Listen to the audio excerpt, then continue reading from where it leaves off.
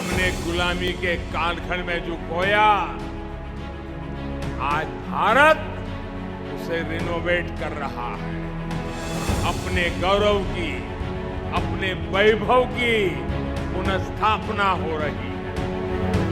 पिछले 9 सालों में भारत साक्षी बना है धार्मिक, सांस्कृतिक और आध्यात्मिक पुनरुद्धार का। भारत साक्षी बना है पर्यटन क्षेत्र में हो रही क्रांतिकारी प्रगति का। प्रधानमंत्री श्री नरेंद्र मोदी के यशस्वी नेतृत्व में यह 9 वर्ष भारत की गौरवशाली विरासत के संवर्धन में स्वर्णिम अध्याय के रूप में अंकित हुए हैं।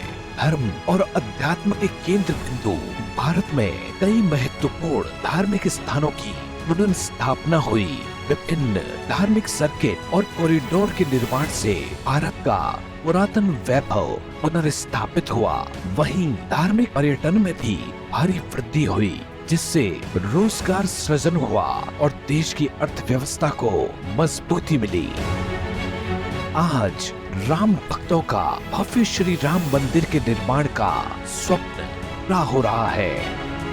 श्री केदारनाथ धाम के पुनर्निर्माण के साथ ही मोक्षदायिनी काशी में श्री काशी विश्वनाथ कॉरिडोर के निर्माण व उज्जैन में भव्य महाकाल कॉरिडोर के निर्माण से श्रद्धालुओं को भव्यता के दर्शन हो रहे हैं। रामायण सर्किट के माध्यम से रामायण से जुड़े स्थानों और बौद्ध सर्किट के माध्यम से बौद्ध धर्म के प्रमुख धार्मिक स्थलों को विकसित किया जा रहा है। करतारपुर कॉरिडोर के निर्माण से सिखों की आस्था के केंद्र करतारपुर साहिब के दर्शन संभव हुए। देश के प्रमुख तीर्थ स्थलों व आध्यात्मिक चेतना के केंद्रों के गौरव को पुनः स्थापित करने की दिशा में प्रसाद योजना महत्वपूर्ण भूमिका निभा रही है, जिसके तहत अभी तक 23 राज्यों के 33 प्रोजेक्ट्स पर काम किया गया है। धार्मिक पर्यटन को गति देने के उद्देश्य से लिए गए इन निर्णयों के परिणाम स्वरूप भारत के धार्मिक पर्यटन में ऐतिहासिक वृद्धि दर्ज की गई। इससे भारत ने 2022 में धार्मिक पर्यटन से 1,34,543 करोड़ रुपए की आय अर्जित की। मोदी सरकार में देश में पर्यटन को बढ़ावा देने के लिए कई महत्वपूर्ण योजनाएं शुरू की गई। भारत की सांस्कृतिक पहचान और विरासतों को संरक्षित और पुनर्जीवित करने के लिए हृदय योजना की शुरुआत हुई। साथ ही थीम बेस्ड टूरिज्म को बढ़ावा देने के लिए स्वदेश दर्शन योजना के तहत 50 पर्यटन स्थलों को विशेष अभियान चलाकर विकसित किया जा रहा है। सभी के सहयोग से देश की विरासतों को संरक्षित किया जा सके, इसके लिए एडॉप्ट हेरिटेज अपनी धरोहर अपनी पहचान परियोजना की शुरुआत की गई। इस परियोजना के तहत सार्वजनिक क्षेत्र और निजी क्षेत्र की कंपनियों, ट्रस्टों, गैर सरकारी संगठनों के लोगों को स्मारक मित्र बनने के लिए प्रेरित किया गया। साथ ही आदर्श स्मारक योजना के तहत 100 स्मारकों को विकसित किया जा रहा है।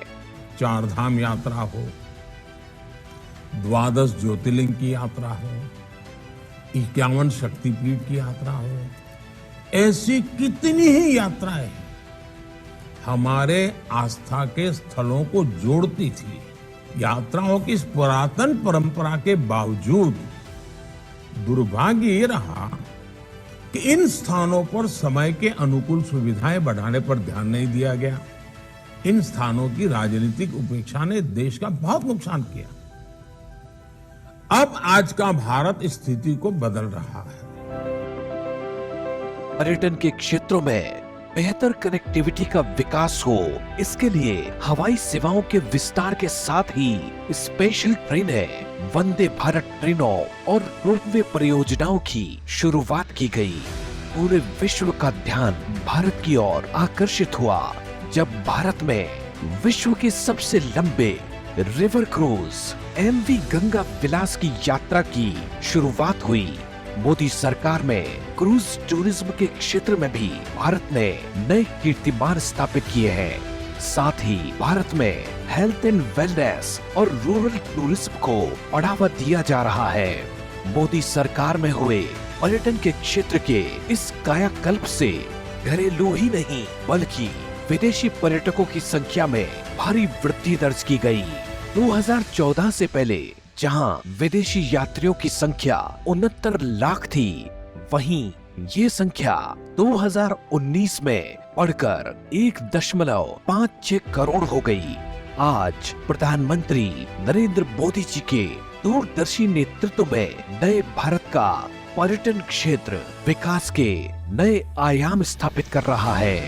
धार्मिक स्थलों की आधुनिक स्तर पर हो रही पुनर्स्थापना से वैश्विक पटल पर भारत आकर्षण का केंद्र बनकर उभर रहा है।